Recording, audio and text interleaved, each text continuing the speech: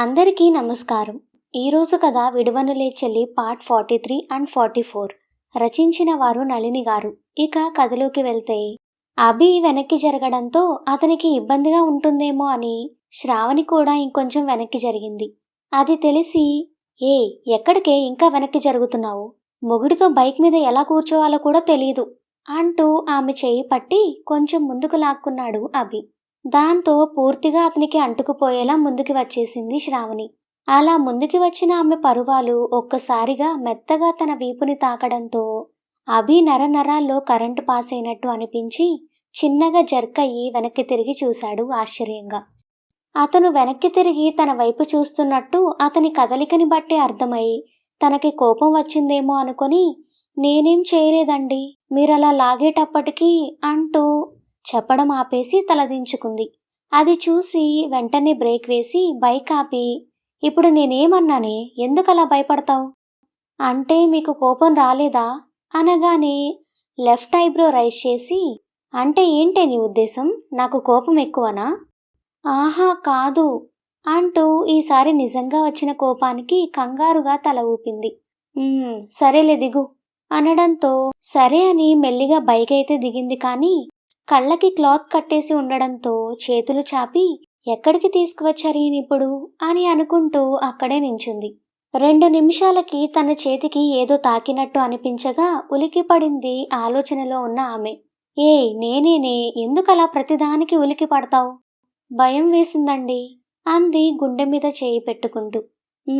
నీకు భయం వేయకపోతే వింత, కానీ భయం వేస్తే వింతేముంది అని రా అంటూ తన చేతిని పట్టుకొని ముందుకి నడిపించాడు. ఓ 10 అడుగులు వేసిన తర్వాత ఆమెను ఎత్తుకొని వెంటనే దింపినట్టు తెలుస్తుంది. కానీ ఎక్కడ దింపాడో అర్థం కాక తికమక పడుతూ కంగారుగా అభిగారు అని పిలిచింది. నేను నీ పక్కనే ఉన్నా అంటూ ఆమె చేతులు పట్టుకున్నాడు. అతను తన దగ్గరే ఉన్నాడు అన్న నిశ్చింతతో 5 నిమిషాల పాటు మౌనంగా ఉంది. కానీ తాను ఏదో అటు ఇటు ఊగుతున్నట్టు, అలాగే నీళ్లు గలగలామంటున్న చప్పుడు వింటూ ఎక్కడికి వచ్చాం మేము అని ఆలోచిస్తూ ఉండిపోయింది. ఇంతలో మళ్ళీ అభి తనని ఎత్తుకొని వెంటనే దింపేశాడు. దాంతో అసలు అక్కడ ఏం జరుగుతుందో అర్థం కాక అయోమయంలో ఉండిపోయింది. కానీ ఈసారి తను నించున్న చోటు మొత్తం చాలా మెత్తగా తగులుతుంది తన పాదాలకి. మరో 2 నిమిషాలకి ఆమె కళ్ళ నుండి గంతలు విడిపోగా, అంతసేపు కళ్ళకి గంతలు ఉండడంతో ఒక్కసారిగా కళ్ళు తెరవలేక ఇబ్బంది పడింది శ్రావణి. కాసేపటికి సరిగా కళ్ళు నలుపుకొని చూడగా తను ఉన్న ప్రదేశాన్ని కళ్ళు పెద్దవి చేసి చూస్తూ ఉండిపోయింది. చుట్టూ నీళ్లు, మధ్యలో ఉన్న ఇసుక తిన్నెల మీద పూలతో పాటు అక్కడక్కడ ఉన్న పచ్చగడ్డి, అలాగే ఆ గడ్డి మధ్యలో అందంగా వెలుగుతున్న ఆర్టిఫిషియల్ దీపాల వల్ల అక్కడంతా వెలుగుపరుచుకోగా, మధ్యలో తెల్లటి క్లాత్ నిండా పువ్వులతో నిండిపోయి ఉండగా, ఒక పక్క ఏదో బాక్స్, దాని చుట్టూ పువ్వులతో డెకరేట్ చేసి ఉంటే క్యారెట్స్ ని కొరుకుతున్న 2 తెల్లని కుందేళ్లు చాలా ముద్దుగా బెదురుగా వాళ్ల వైపే చూస్తూ పారిపోవడానికి అటు ఇటు పరుగులు పెడుతున్నాయి. కానీ 4 వైపులా నీళ్లు ఉండడం వల్ల ఎక్కడికి వెళ్లలేక అక్కడక్కడే తిరుగుతూ సందడి చేస్తున్నాయి. అదంతా చూసి ఆశ్చర్యంతో కళ్ళు మెరుస్తుంటే, అసలు వాళ్ల ఊరిలో అలాంటి అందమైన ప్లేస్ ఒకటి ఉంది అని తెలియని శ్రావణి ఆశ్చర్యంతో 2 చేతులు చెంపలకి పెట్టుకొని సంతోషంతో ఉక్కిరిబిక్కిరి అవుతుండగా, తన చేతిలోని కవర్ ఆమె ముందు పెట్టి చీర మార్చుకో అని చెప్పాడు ఆమె సంతోషం చూసి నవ్వుతున్న అభి. దాంతో అతని వైపు చూసి, ఇప్పుడు ఇక్కడా అని విచిత్రంగా అడిగింది శ్రావణి. ఇప్పుడే ఇక్కడే, కానీ అంటూ చుట్టూ చూస్తున్న ఆమెను చూసి, ఇక్కడ నువ్వు నేను తప్ప ఇంకెవరూ లేరు, కానీ త్వరగా కానివ్వు అన్నాడు. ఎవరూ లేరు, కానీ మీరున్నారు కదా అంది సిగ్గుతో తలదించుకుంటూ. నేను నిన్ను చూడకుండానే ముట్టుకోకుండానే నా బేబీని మోస్తున్నావా తింగర్దానా?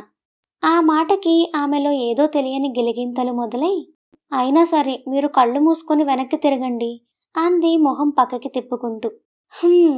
ఇలా అయితే నీతో నేను కాపురం చేసినట్టే అనుకుంటూ వెనక్కి తిరిగి కళ్ళు మూసుకొని త్వరగా కానివ్వు అన్నాడు. అలాగే అంటూ 5 నిమిషాల్లో చీర కట్టుకొని అయిపోయింది అని చెప్పడంతో వెనక్కి తిరిగి చూస్తూనే స్టన్ అయిపోయాడు అభి.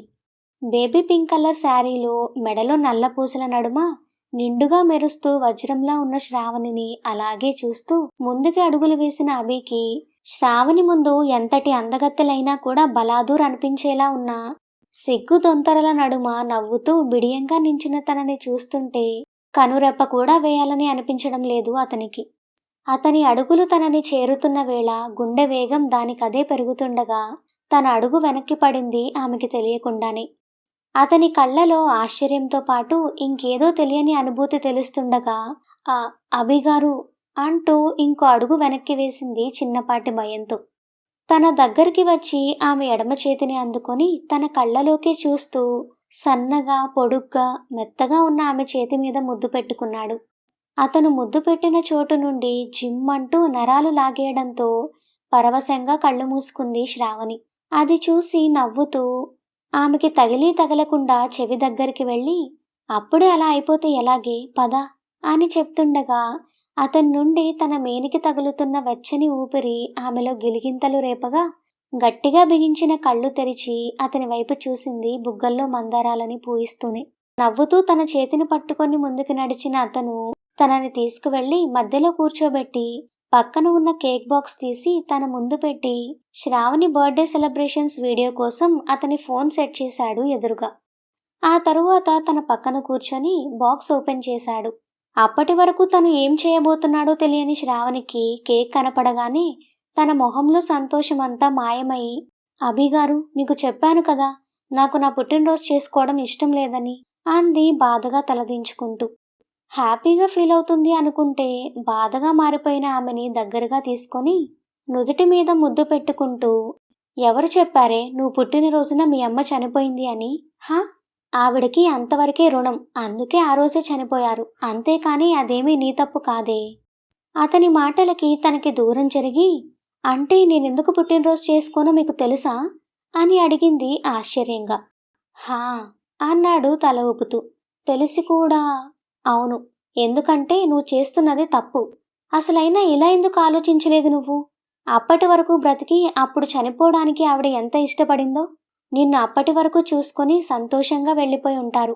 అంతేకాని నువ్విలా ఆవిడ పోయారని జీవితం మొత్తం పుట్టినరోజు చేసుకోవు అని తెలిస్తే ఆవిడ ఎంత బాధపడతారో ఆలోచించు. ఆమె మొహాన్ని తన చేతుల్లోకి తీసుకొని, తల్లి ఎప్పుడూ పిల్లల మంచి వాళ్ళు సంతోషంగా ఉండాలనే కోరుకుంటుంది.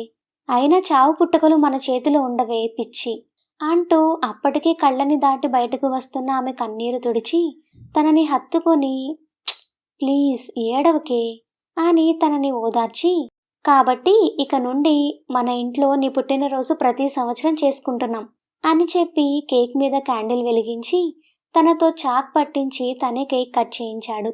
ఆ తరువాత చిన్న ముక్క తీసి ముందుగా ఇంగ్లీష్లో విషెస్ చెప్పి తర్వాత తనకి అర్థమయ్యేలా తెలుగులో చెప్పి తనకి తినిపించి తన నుదుటి మీద ముద్దు పెట్టాడు నవ్వుతూ ప్రేమగా.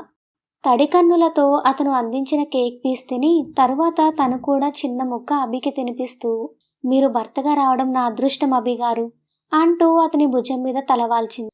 ఆమె తల మీద ముద్దు పెడుతూ, నువ్వు కాదు, నీలాంటి తింగరి పెళ్ళాం దొరికినందుకు నేను అదృష్టవంతుణ్ణి అని నవ్వాడు అభి. దాంతో చిరుకోపంగా అతని వైపు చూసి నవ్వుకుంది శ్రావణి. ఇంతలో తన పాకెట్లో ఉన్న చిన్న బాక్స్ తీసి దానిలో ఉన్న రింగ్ తీసి ఆమె ఎడమ చేతి వేలికి తొడిగాడు అభి.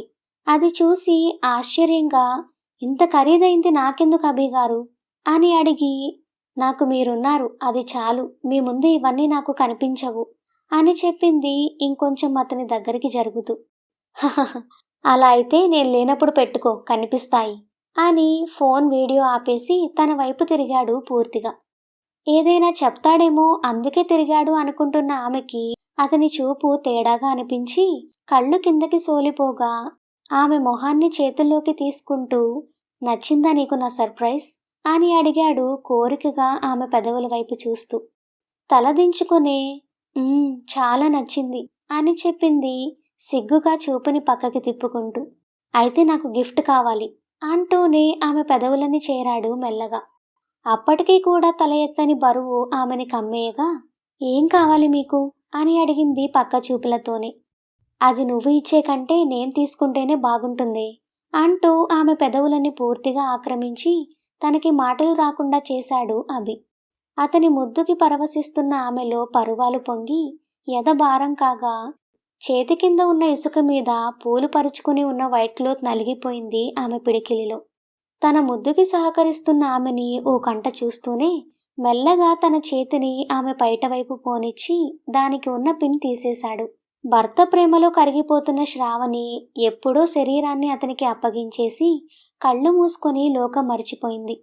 పిన్ తీయగానే జారిపోయిన పైట చెంగుకి ఆమెని వదిలి కొంచెం వెనక్కి జరిగిన అభి నిండైన యథసంపదతో, ఎక్కడ ఉండాలో అక్కడ కరెక్ట్గా ఉన్న అందాలతో, నెలవంకని రెండు వైపులా పెట్టుకున్న నడుముతో, తన ముద్దు దాటికి పెదవులు వణుకుతూ ఉండగా కొంచెం రంగు తక్కువైనా చక్కని శిల్పంలా కళ్ళు మూసుకొని ఉన్న ఆమెను చూసి మనసు అదుపు తప్పి ఆగలేకపోయాడు.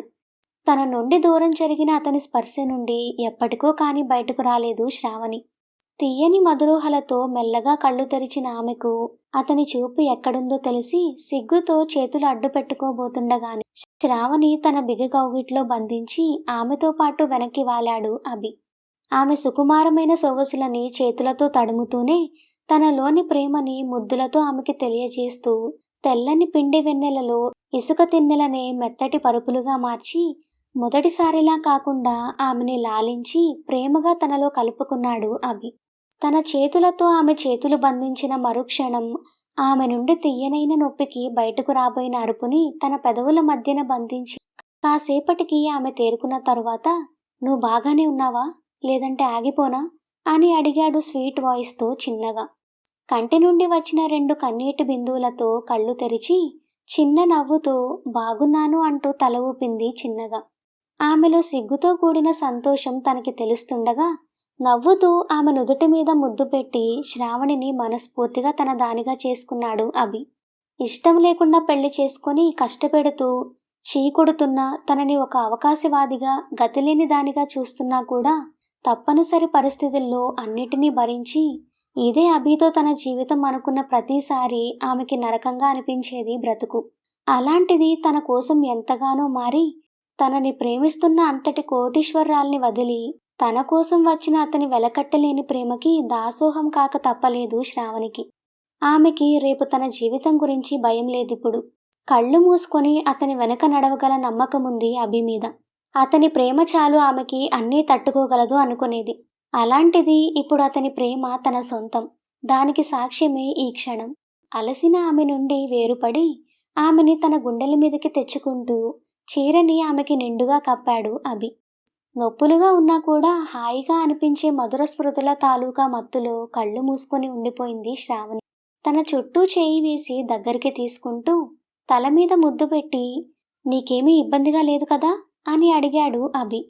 "ఊహుం" అని మాత్రమే అంది. కానీ అప్పుడు కూడా కళ్ళు తెరవలేదు తను. "సారీనే, ఎందుకు ఆగలేకపోయాను. నీ కొంచెం తేడాగా అనిపించినా నాకు చెప్పు, వెంటనే హాస్పిటల్కి వెళ్దాం. అయినా ఈ టైంలో ప్రాబ్లం ఏముండదంటలే. బట్ నువ్వు అందరిలా కాదు కదా. అందరూ కలిసి నాకు చిన్నపిల్లనిచ్చి పెళ్లి చేశారు కదా, అందుకే భయం" అన్నాడు నవ్వుతూ కుడి చేతిని తల కింద పెట్టుకొని తన వైపు చూస్తూ. ఆ మాటకి కళ్ళు తెరిచి అభి వైపు చూసి అలిగినట్టు మూతి పెట్టి, "అలాంటప్పుడు ఆ చిన్నపిల్ల కోసం ఎందుకు వచ్చారు? ఇప్పుడెందుకు ఇదంతా?"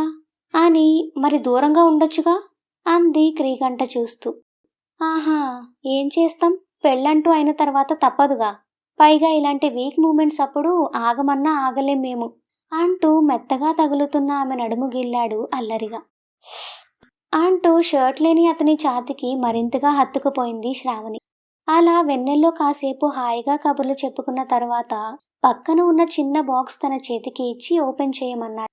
కానీ తన ఒంటి మీద ఉన్న చీర అస్తవ్యస్తంగా ఉండడంతో, "ముందు మీరు కళ్ళు మూసుకోండి, నేను చీర కట్టుకోవాలి" అంది కష్టంగా లేచి కూర్చుంటూ. "ఏయ్, ఇప్పుడు కూడా ఏంటే, నోరు మూసుకొని కట్టుకో, వేషాలేస్తే చంపుతా" అని బెదిరించాడు ముద్దుగా అభి. దాంతో తనకి ఇబ్బందిగా ఉన్నా కూడా తప్పక చీరని చేతుల్లోకి తీసుకుంటూ వెనక్కి తిరిగి నిలబడి కట్టుకోవడం మొదలుపెట్టింది. ఆమె సన్నని నడుము చూస్తుంటే చేతులు దురద పుడుతున్నా ఇక ఆమె వల్ల కాదని తెలిసి సైలెంట్ అయి ఆమె చీర కట్టే విధానాన్ని జాగ్రత్తగా గమనించగా తను ఫస్ట్లా పైకి కాకుండా నీట్గా కిందకి కట్టుకోవడం చూసి, "దీనికి ఏదైనా ఒక్కసారి చెప్తే చాలనుకుంటా" అనుకున్నాడు మనసులో నవ్వుకుంటూ. ఇంతలో చీర కట్టుకోవడం అయిపోగానే అభి వైపు తిరిగి కింద కూర్చుంటూ తననే చూస్తున్న అతని చూపులు తట్టుకోలేక అతని కళ్ళకి చేతులు అడ్డం పెట్టింది సిగ్గుపడుతూ శ్రావణి. ఏ చూడనివ్వవే, నువ్వలా సిగ్గుపడుతుంటే నాకు బావుంది చూడ్డానికి అంటూ ఆమె చేతులు పక్కకి తీశాడు. దాంతో అతని కొంటె చూపులకి నవ్వుకుంటూ అభి ఇచ్చిన బాక్స్ ఓపెన్ చేసింది. దానిలో ఫోన్ ఉండడం చూసి అయోమయంగా చూసింది అతని వైపు. తన చూపుకి అర్థం తెలిసి, ఏంటి ఆ చూపు అంటూ లేచి షర్ట్ భుజం మీద వేసుకుంటూ కూర్చున్నాడు. ఇది ఎందుకు? ఎందుకేంటే పిచ్చి మొద్దు, నేను నీతో మాట్లాడాలంటే ఎలా? అందుకే ఇది అంటూ ఆమె చేతిలో నుండి ఫోన్ తీసి ఆన్ చేశాడు. అది ఆన్ అవ్వగానే వాళ్ళ పెళ్లి రోజు పిక్ కనపడింది స్క్రీన్ మీద. అది చూసి శ్రావణి సంతోషం అంతా ఇంతా కాదు. వెంటనే ఆ ఫోన్ తన చేతిలోకి తీసుకొని, ఇది ఇది మన పెళ్లి కదా అని అడిగింది అభి వైపు చూస్తూ. హా అదే అన్నాడు షర్ట్ వేసుకుంటూ. కానీ మన పెళ్లికి ఫోటో లేవు కదా అని అడిగింది అయోమయంగా. ఎందుకు లేదు? మా డాడీ ఫోటోగ్రాఫర్ని పిలిచాడు కదా. కాకపోతే నాకప్పుడున్న తిక్కకి వీడియోకి ఒప్పుకోలేదు అంటూ హెయిర్ సరి చేసుకున్నాడు వేళ్లతో. అవునా, ఎంత బాగుందో కదా అంది ముచ్చటగా చూసుకుంటూ. హా, కోపంగా నిన్ను చూపులతో కాల్చేసేలా నేను, నన్నలా చూసి ఇప్పుడో కాసేపటికో ఏడ్చేలా నువ్వు, చాలా బాగున్నాం అన్నాడు వెటకారంగా. ఏం కాదు, చాలా బాగున్నాం, ఏదైనా మనమే కదా అంది సంతోషంగా. ఆమె మాటలకి తనని విచిత్రంగా చూసి నవ్వుతూ, నువ్వింత పిచ్చిదానివేంటే అన్నాడు. కానీ అతని మాటలు పట్టించుకోకుండా మళ్ళీ మళ్ళీ తన పెళ్లి ఫోటోని చూస్తూ ఉండిపోయింది ఆమె. అలా చూస్తుంటే ఇక్కడే తెల్లారిపోతుంది. అప్పుడు నీ బాబు ఇంటి దగ్గర గంతులు వేస్తాడు నువ్వు కనబడలేదని. ఫోన్ తన చేతిలోకి తీసుకొని ఆమెకి అన్నీ ఒక్కోటి నేర్పించి, నీకెప్పుడు నాతో మాట్లాడాలనిపించినా ఫోన్ చేయి, అలాగే నేను కాల్ చేసినప్పుడు లిఫ్ట్ చేయి. ఏంటి, అర్థమైందా? అలా కాకుండా మా నాన్నున్నాడు, పిన్నుంది అని సాకులు చెప్పావనుకో ఇంటికొచ్చి కొడతాను అని సీరియస్ వార్నింగ్ ఇచ్చాడు ఆమెకి. ఇంతలో టైం 4 అయినట్టు అతని ఫోన్ అలారం గుర్తు చేయడంతో, ఛ, అప్పుడే టైం అయిపోయింది అనుకుంటూ ఆమె వైపు చూశాడు. ఫోన్లో తమ పెళ్లి ఫోటోని చూసుకుంటున్న శ్రావణి అభి వైపు చూడను కూడా చూడలేదు. ఉఫ్, దేవుడా, ఏంటయ్యా వీళ్ళ పిచ్చి, మొగుడు ఎదురుగా ఉంటే వాణ్ణి గాలి కొదిలేసి ఇలా చిన్న చిన్న వాటికి హ్యాపీ అయిపోతూ కలల్లో బ్రతుకుతారు అనుకుంటూ తల కొట్టుకొని, అదెప్పుడైనా చూడొచ్చు కానీ ఇటు చూడవే అంటూ ఆమెని తన దగ్గరికి లాక్కున్నాడు చేయి పట్టి. ఏమైందండి అని అమాయకంగా అడుగుతున్న ఆమె వైపు చూసి, నువ్వింత ఇన్నోసెంట్గా ఉంటే నేనైపోతానే బాబు అనుకుంటూ, టైం అయింది, ఇక వెళ్ళాలి, లేకపోతే మీ బాబు మళ్ళీ ఏదో ఒక పెంట పెడతాడు. అవును, అసలు నీ బాబు మైండ్లో ఏం రన్ అవుతుందే? ఏమడిగినా చెప్పకుండా బుద్ధుళ్లా మౌనం పాటిస్తున్నాడు. అసలు నిన్ను కాపురానికి పంపించే ఉద్దేశం ఉందా లేదా? అరే, కొత్తగా పెళ్ళైన మనల్ని ఇలా విడదీసి బాధ పెడితే ఇప్పుడే కాదు, వచ్చే జన్మలో కూడా ఆయనకి భార్యతో మంచి లైఫ్ ఉండదు. ఏమనుకుంటున్నాడు అన్నాడు ఆమె వైపు చూస్తూ నిష్ఠూరంగా. ఆ మాటకి అతని వైపు కొంచెం సీరియస్గా చూసింది శ్రావణి. ఏంటే ఆ చూపు? నీ బాబునంటే నీకు పొడుచుకొచ్చేస్తుంది, కానీ ఆయన చేసేది మాత్రం మంచి పనా చెప్పు అంటూ సీరియస్గా చూస్తున్న ఆమె చూపుకి నవ్వొచ్చి బుగ్గలాగాడు. కూతురు జీవితంలో అల్లుడు నిప్పులు పోస్తూ ఇంకొక అమ్మాయిని సవతిని చేస్తున్నాడు అంటే ఏ తండ్రైనా బాధపడతాడు. ఇలాగే ఆలోచిస్తారు కదా అభిగారు అంది కంటి చివర నుండి అతన్ని చూస్తూ. ఆమె మాటలకి షాక్ అయి చూస్తూ, అమ్మని, బాబుని ఒక్క మాట అన్నాను లేదు, ఇది మనకి కౌంటర్ ఇచ్చేస్తుందిగా. ఒరే అభి, నువ్విలా మాట్లాడి అనవసరంగా నిద్రపోయే సింహాన్ని లేపినట్టు దీనిలో ఉన్న తిరుగుబాటుని కెలికి మరీ బయటకు తీయకురా, లేదంటే ఇది ఇలా కౌంటర్స్ వేస్తూ మన మాట వినకుండా గ్రిప్ నుండి జారిపోతుంది. కాబట్టి మంచిగా ఉంటూనే తొక్కే అబ్బా కూతురిద్దరిని అని మనసులో తిట్టుకొని, ఏంటే గొంతు లెగుస్తుంది? ఇంకోసారి ఇలాంటి డైలాగ్స్ వచ్చాయనుకో అదే గొంతు మీద కాలేసి తొక్కుతా, నోరు మూసుకొని పదా అన్నాడు కోపం నటిస్తూ. దాంతో మూతి బిగించి పెట్టుకొని అతని దగ్గర నుండి లేచి నిలబడింది. అది ఇలా చెప్పిన మాట వింటే నీకే మంచిది అంటూ అక్కడ ఉన్న బైక్ కీస్ తీసుకొని పైకి లేచాడు. అతని మాటలకి మూతి తిప్పుతూ వెనక్కి తిరిగి నించుంటూ, వాళ్ళక్కడి నుండి గట్టుకి ఎలా వెళ్లాలో, అసలు అక్కడికి ఎలా వచ్చారో అర్థం కాక, ఇప్పుడు మనం ఎలా వెళ్ళడం అభిగారు అని అడిగింది. నీ బాబుని షిప్ పంపించమను, లేదంటే ఒక హెలికాప్టర్ పంపమను, ఇక్కడెక్కి ఇంటి దగ్గర దిగొచ్చు అని అతను అంటూ ఉండగానే చిన్న తెప్పతో అక్కడికి వచ్చాడు ఒకడు. మాట్లాడితే జనార్దన్ గురించి మాట్లాడుతున్న అతన్నే చూస్తూ అభి తెప్పలోకి వెళ్ళి చేయి ఇవ్వడంతో ఆ చేతిని అందుకొని మెల్లగా దానిలోకి వెళ్ళింది శ్రావణి. తనని గట్టిగా వెనక నుండి పట్టుకొని అభి నిలబడగా, అతనితో కలిసి తెలతెలవారుతుండగా చల్లని గాలుల మధ్య నీళ్ల మీద తేలుతూ వెళ్తుంటే ఆ అనుభూతి అనిర్వచనీయంగా అనిపించి వెనక్కి తిరిగి అభి గుండె మీదకి వాలి కళ్ళు మూసుకొని, చాలా బాగుందిలా, అభిగారు నా దగ్గర ఉంటే ప్రతి క్షణం కొత్తగా ఉంది అనుకుంది సంతోషంగా. తన మీదకి వాలిన ఆమె ఫీలింగ్స్ అర్థమవ్వడంతో ఆమె నడుము పట్టుకొని, త్వరగా వచ్చేవే మనింటికి, అప్పుడు ఇలాంటి రోజులు మనకి చాలా ఉంటాయి అని గుసగుసగా ఆమె చెవిలో చెప్పి శ్రావణి చెవిని చిన్నగా కొరికి అక్కడే ముద్దు పెట్టాడు అభి.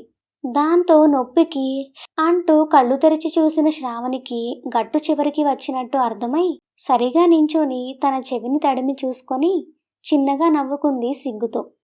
ఆమెని చూసి చిన్నగా నవ్వుకొని ముందుగా గట్టు మీదకి తను వెళ్ళి తరువాత శ్రావణిని తీసుకొని అతనికి డబ్బులు ఇచ్చి థ్యాంక్స్ చెప్పి బైక్ మీద కూర్చుంటూ వచ్చి కూర్చో అన్నాడు. అంటూ తల ఊపి అతని పక్కకి వెళ్ళింది. ఏంటే కూర్చోమంటే ఇటు వచ్చావు అని అడిగాడు అప్పటికే బైక్ స్టార్ట్ చేసిన అభి. అభి గారు, అది అది ఏంటే త్వరగా చెప్పు, అది నేనిక్కడ కూర్చోవచ్చా అని అడిగింది వేలు పెట్టి అభి ముందు ఉన్న సీట్ చూపించి బిడియంగా. తను చూపిస్తున్న ప్లేస్ చూసి బైక్ హ్యాండిల్ వదిలేసి ఆశ్చర్యంగా నోటికి చేతిని అడ్డు పెట్టుకొని ఆమెనే తీక్షణంగా చూశాడు అభి. అతని మొహంలో భావాలు అర్థం కాక తనకి కోపం వచ్చిందేమో అనుకొని వద్దులేండి నేను వెనకే కూర్చుంటానని వెనక్కి వెళ్ళబోయింది.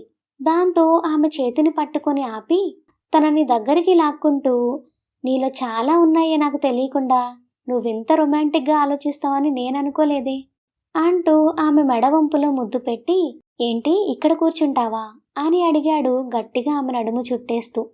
మీకు ఇష్టం లేకపోతే వద్దులేండి అని, ముందు నన్ను వదలండి, నాకు ఊపిరాడడం లేదు అంది చిన్నగా. ఇష్టం లేదని నేనెప్పుడు చెప్పానే అంటూ ఆమెని చిన్నగా ఎత్తి బైక్ మీదకి లాక్కొని తన ముందు కూర్చోపెట్టుకున్నాడు. లెఫ్ట్ వైపుకి తిరిగి 2 కాళ్ళు కిందకి వేలాడేసుకొని కూర్చున్న ఆమె 2 చేతులు తన మెడ చుట్టూ వేయించుకొని తన కళ్ళలోకి కళ్ళు పెట్టి చూస్తూ, అబ్బా ఎంత బాగుందే, ఈ ఐడియా నాకెందుకు రాలేదు అంటూ ఆమె ముక్కుని తన ముక్కుతో తడిమాడు. అతని చేతలకి నవ్వుకుంటూ, ఇక పదండి తెల్లారిపోతుంది అంది సిగ్గుగా శ్రావణి. ఇప్పుడు మన బండి నేల మీద ఎక్కడ పోతుందే, గాల్లో తప్ప అంటూ నవ్వుతూ ముందుకి పోనిచ్చాడు బైక్ని అభి. 15 నిమిషాల్లో వాళ్ళ ఇంటి ముందు బైక్ ఆపి తనని చూస్తూనే దిగబోతున్న ఆమెని ఆపి ఒక్కసారి గట్టిగా తనని హత్తుకొని నుదుటి మీద ముద్దు పెట్టి, థ్యాంక్ యూ, బర్త్డే నీదైతే గిఫ్ట్ నాకిచ్చావు అని మెల్లగా చెప్పి నెమ్మదిగా తనని కిందకి దించాడు అభి. చిరునవ్వుతో ఇక నేను వెళ్తాను అంది శ్రావణి. అని వెళ్ళబోతున్న ఆమెని ఆపి, నిజంగా నువ్వు బాగానే ఉన్నావు కదా అని అటు ఇటు చూసి తన చెవి దగ్గరికి వెళ్ళి ఏదో అడగడంతో సిగ్గుపడుతూ అభి వైపు చూడలేక తలదించుకొని లేదు అన్నట్టు తల అడ్డంగా ఊపింది శ్రావణి. అయితే ఓకే అంటూ నవ్వుతూ తనని లోపలికి వెళ్ళమని ఆమె వెళ్లే వరకు ఊరుకొని తర్వాత హ్యాపీగా ఇంటికి వెళ్ళాడు అభి. శ్రావణి లోపలికి వచ్చేటప్పటికి వరండాలో ఉన్న మంచం మీద కూర్చొని కనబడ్డాడు జనార్దన్. తండ్రిని చూడగానే పై ప్రాణాలు పైనే పోయి గుమ్మం బయట నిలబడిపోయింది శ్రావణి బొమ్మల.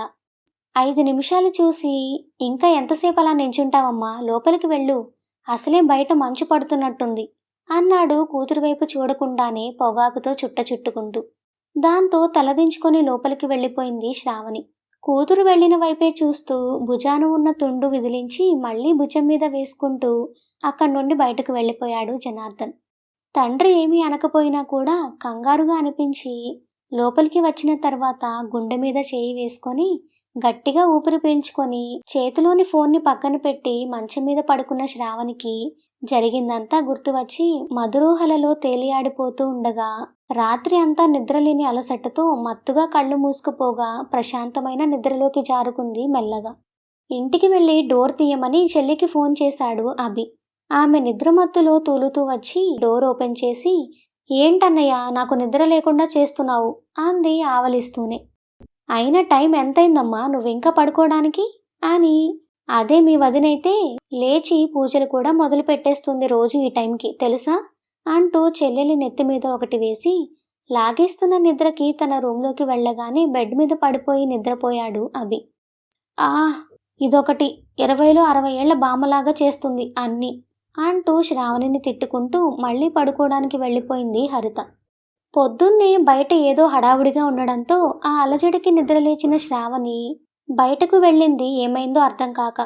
స్నేహకి జ్వరం ఎక్కువయి స్పృహ లేకుండా పడి ఉంది అని భ్రమరాంబ శోకండాలు పెడుతుంటే సతీష్ స్నేహని ఎత్తుకొని బయటకు తీసుకురాగా అప్పటికే రెడీగా ఉన్న ఆటోలో ఆమెని కూర్చోపెట్టి తనకి ఒకవైపు తను కూర్చొని తల్లిని ఇంకో పక్క కూర్చోమన్నాడు సతీష్. అది చూసి ఏమైంది సతీష్ స్నేహకి అంది ఆందోళనగా శ్రావణి. జ్వరం ఎక్కువగా ఉందక్క, మేము హాస్పిటల్కి వెళ్ళి త్వరగా వచ్చేస్తాం, నువ్వేం కంగారు పడకు అన్నాడు సతీష్. నేను కూడా వస్తాన్రా అంది కంగారుగా. అక్క ఏం అవసరం లేదు, అమ్మ నేను ఉన్నాం కదా, ఏదైనా అవసరమైతే ఫోన్ చేస్తాను, నాన్నని పంపించు అని చెప్పి తల్లి కూడా ఆటో ఎక్కడంతో త్వరగా పోనివ్వమని చెప్పాడు డ్రైవర్కి.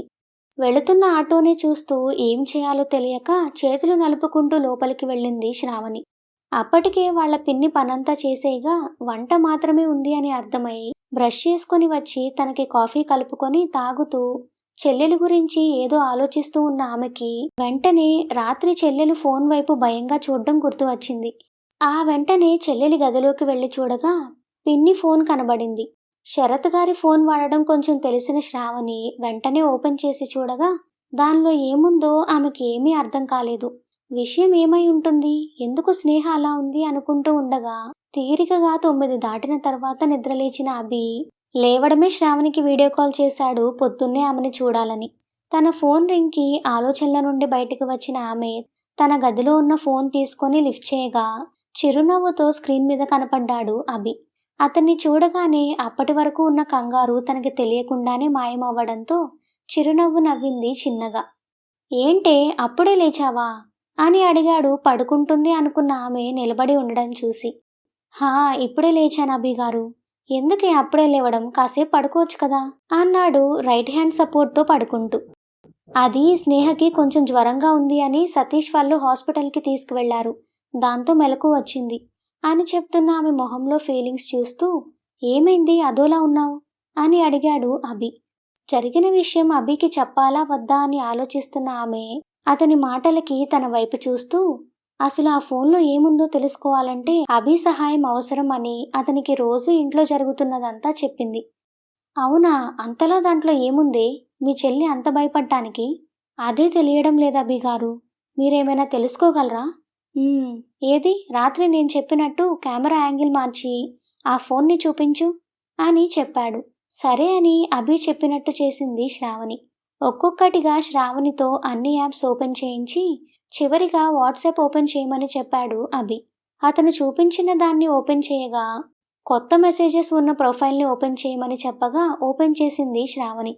ఫోన్ కదిలించొద్దు అని చెప్పి వాళ్ళ పిన్ని ఫోన్లో చాట్ మాత్రం స్క్రోల్ చేయమని చెప్పాడు.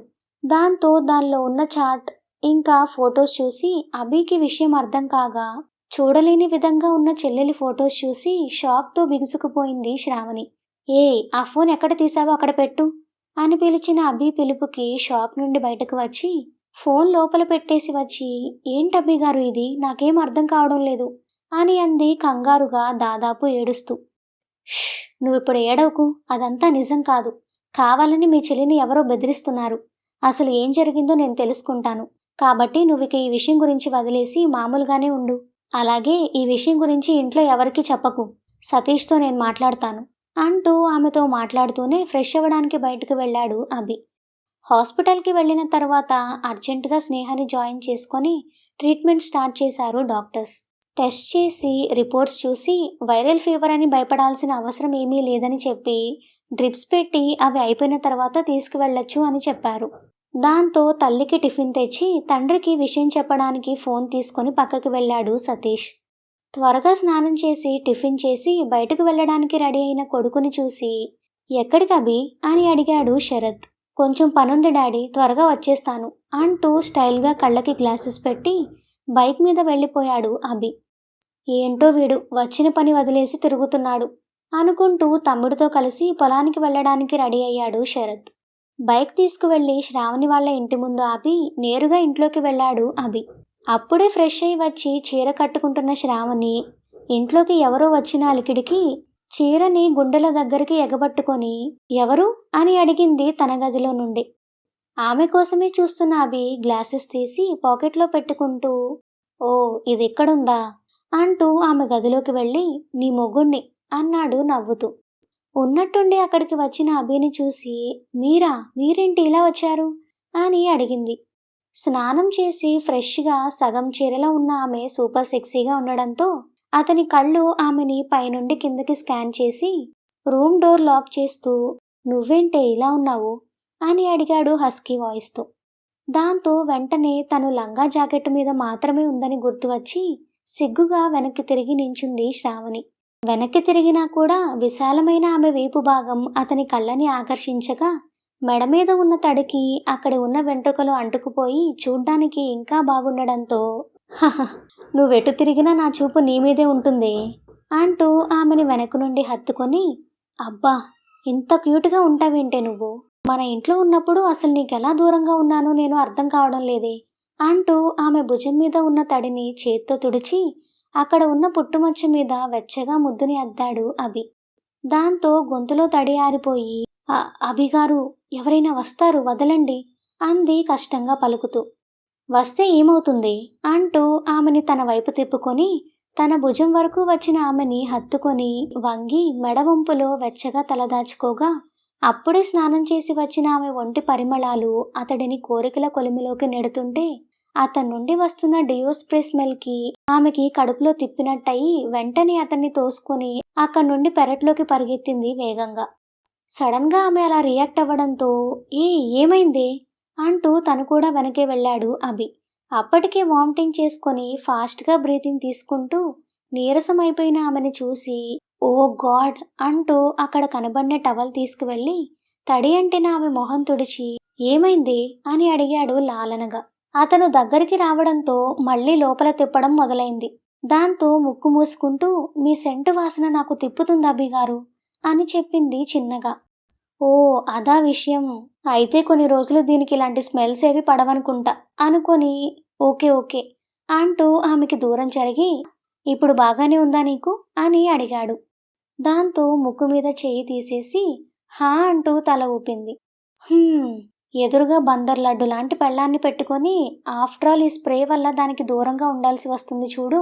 రే అభి ఏం జాతకం రానిది, అది నీ దగ్గర ఉన్నప్పుడేమో దొంగచాటుగా లైనేసి తాకడానికి పెద్ద బెట్టు చేశావు, ఇప్పుడేమో అన్నిటికీ దాని నుండి గ్రీన్ సిగ్నల్ పడిన తర్వాత ఇంత దూరంలో నుండి చూసుకోవడం తప్ప వచ్చిన అవకాశం వాడుకోలేకపోవడం లాంటి సంఘటనలన్నీ నీకే జరుగుతాయి కదా. ఎంతైనా నువ్వు సూపర్ రా అనుకొని, సరే నేను నీకు దూరంగా ఉంటాను కానీ నీకు ఇలాంటి వాటికి మందులేమీ ఇవ్వలేదా అని అడిగాడు.